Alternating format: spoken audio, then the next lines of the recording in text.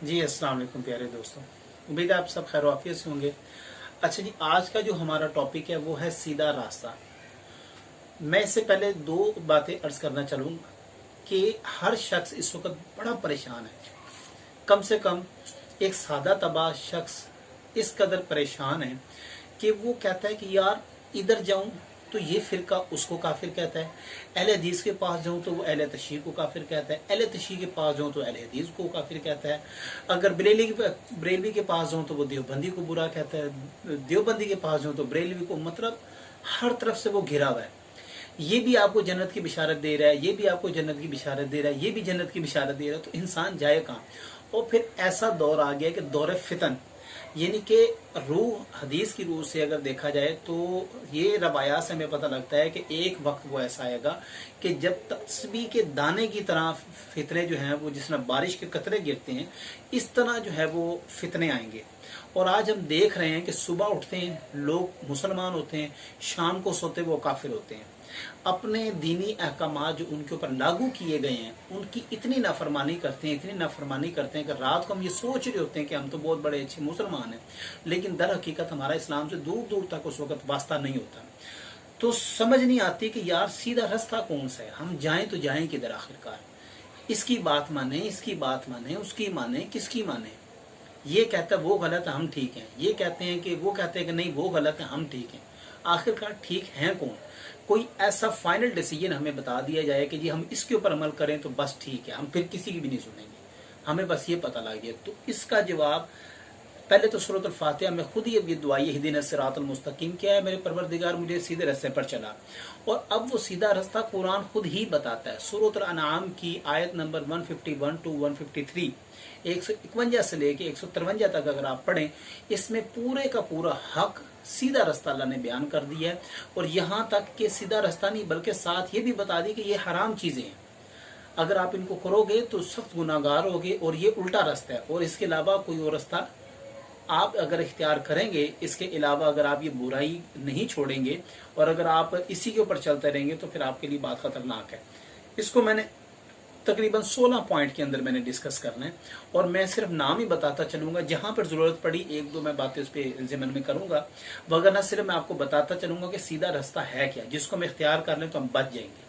हमें किसी फिरके की जरूरत नहीं, मोहर की स्टैंप की जरूरत नहीं कि ये जनाब ये आपका वो रजिस्ट्री है जन्नत की, ये पकड़े और जाएंगे जन्नत में। हमें किसी की रजिस्ट्री की जरूरत नहीं है और ना ही वहां पे किसी ने प्लाट लेके रखा हुआ। अगर लेके रखा हुआ है तो अच्छी बात है। सबसे पहले पॉइंट जो है वो है अल्लाह के साथ शिरक ना करना। ये नहीं कि अगर आप देखें कुरान में जा बजा ये फरमाया गया है कि ला तुशरिक बिल्लाह, ला तुशरिक बिल्लाह इन्ना शिरक लजुल्मुन अज़ीम, कि आप शिरक ना करो। शिरक तो बहुत बड़ा क्या है, जुल्म है। दूसरा है अपने वालिदैन के साथ हुस्न सलूक करना और उनकी साथ साथ इज्जत भी करना। असली हाजिर में अगर देखा जाए तो वालिदैन की कोई टके की ना एक टके की भी इज्जत नहीं लोग करते, सीधी सी बात है। सुबह से लेकर शाम तक इतनी नाफरमानी करते हैं, इतनी नाफरमानी करते हैं कि 100 से बाहर। ये उल्टा रास्ता है, इस तरफ हमने नहीं जाना। अपनी औलाद को मुफलसी के सबब कत्ल कर देना, आज मैं इसके ऊपर बात नहीं करना चाह रहा, वैसे चूंकि मेरी अक्सर वीडियो बच्चे भी देखते हैं, खवातीन भी देखती हैं, और मैं इसके ऊपर बात नहीं करूंगा कि वैसे ये जो मुफलसी के डर से लोग ये जो हॉस्पिटल्स में जाके ये जो गलत काम करवा देते हैं, इससे खुदारा बचें। ये अल्लाह ताला के हाथ में रिस्क है। और अगला ही पॉइंट अल्लाह ताला ने इसको भी बयान फरमाया कि अल्लाह को हर हाल में राज़िक जानना। ये है जी चौथा छठा रास्ता। आगे देखें पांचवा पॉइंट कौन सा है छठे रास्ते का, बेहयाई के कामों से बचना। अब कोई भी यहाँ पे बच्चा नहीं है, हर किसी को पता है कि बेहयाई का काम क्या है, हमें उससे बचना है। और फिर ये नहीं कि सिर्फ बेहयाई के काम से बचना है तो वो छुपी भी कर लें तो हम जाहिर नहीं करेंगे, ठीक है। अगला छठा पॉइंट इसी आयत में बयान किया गया है कि खा वो पोशीदा हो यानी कि मख्फी हो, खा वो जाहिरी हो या दिखावे के लिहाज से हो, बेहयाई बेहयाई ही है। किसी को नाहक कत्ल ना करना, यतीमों का माल ना खाना, और आज तो सवाब समझ के खाया जाता है। फिर अगली बात देखें, इसके अंदर जो मैं मेन पॉइंट जो यतीमों के माल के हवाले से बताऊं कि अल्लाह ताला ने फरमाया कि एक तो माल खाना भी नहीं है, दूसरा इसकी हिफाजत भी करनी है आपने।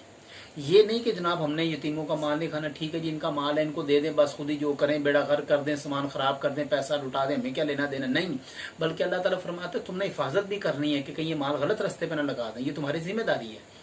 अच्छा जी, अगला पॉइंट देखें कि ना तोल में किसी भी किस्म की कमी ना करना। और आप आज कुछ 100 में से 10 बंदा दिखा दे मुझे, 100 में से 10 बंदे मैं भी हो, लेकिन 100 में से 20 बंदे नहीं होने वाले जो पूरा नाप तोल करते हैं। इतनी बड़े पैमाने पे। और हुजूर ने फरमाया जो कम नापे तोले वो हम में से नहीं है, जो मिलावट करे वो हम में से नहीं। हम में से मुराद को क्या मतलब, सहाबा में से नहीं है, नहीं जनाब, बल्कि वो मुसलमानों की जमात में से नहीं है। जो शख्स नाप तोल करता है, धोखा करता है, अपनी बुरी चीज को अच्छा बना के बेचता है, वो हम में से नहीं है। आगे देखें, इस बात पर पुख्ता यकीन रखना कि अल्लाह अपने बंदों पर उसकी ताकत से ज्यादा बोझ नहीं डालता। ये बात क्यों की गई है? ये इसलिए की गई है कि अक्सर लोगों के दिमाग में ये मायूसी बैठ जाती है कि मेरे ऊपर किस किस्म का बोझ है, वालिदैन हैं, बहन भाई हैं, बीवी बच्चे हैं, और मैं कहाँ कहाँ तक ये पूरा करूँ, तो ये अल्लाह ने मेरे पर एक्स्ट्रा बोझ डाल दी है। ये कभी नहीं सोचना, क्योंकि ये मायूसी का दरवाजा खोलता है और इंसान इस तरह कुफर में चला जाता है। इंसाफ करना जो कि अब बड़ा मुश्किल है, बहुत मुश्किल है। अगर दौरान फैसला कोई अजीज भी आ जाए, ये सारी मैं आयात के मैंने पॉइंट बनाए, इन तीनों आयतों के जो 151 से लेकर 53 तक, इन 3 आयतों के मैंने पॉइंट्स में उसको किया हुआ है। अगर दौरान फैसला कोई अजीज व अकारब भी तुम्हारे फैसले की जिद में आ जाए तो उसको बख्शना नहीं है कि जनाब चलें जी, हमारा ये अपना जानने वाला है। यहाँ पे तो अजीज़ व अकारब की आप बात करते हैं। पिछले दिनों वो बेचारा गरीब को एक अमीर ने मारी गोली, और उसके बाद जब अदालत में पेश किया गया तो वो बस असर रस्सू पैसे दे दिला के वो छूट छाट गए, और बाद में जनाबे वाला जब वो निकला तो विक्ट्री का निशान बना के वो बाहर जनाब वो सबको दिखा रहा है, जैसे बड़ा एजाज हासिल करके है। यहाँ पे तो खैर अब ये बहरहाल मैंने आपको सिर्फ सीधा रास्ता बताना कि ये अल्लाह ने बयान किया कि ये सीधा रास्ता, इसके ऊपर हमें चलना है।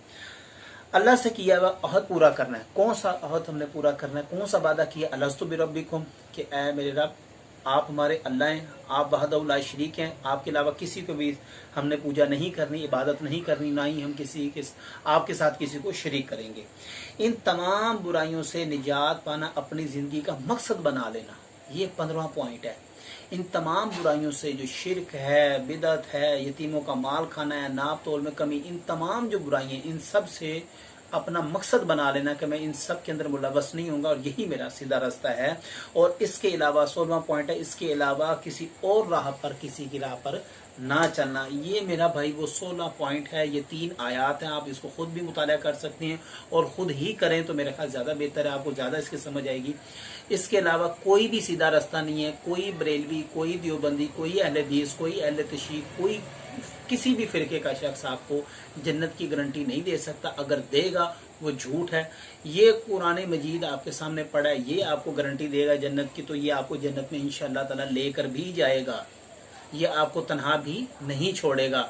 जबकि ये दूसरे फिरके वाले जो एक दूसरे को काफिर कह के और खुद जन्नत के सर्टिफिकेट बेच रहे हैं, वहां पे जो प्लाट की फाइलें बेच रहे हैं जन्नत में, तो इनसे आप बचें और ये सीधा रास्ता कुरान ने जो बताया इसी के ऊपर चलें। अल्लाह ताला आपको और मुझे हिदायत की तौफीक अता फरमाए, नेक अमल करने की तौफीक अता फरमाए। जज़ाकल्लाह।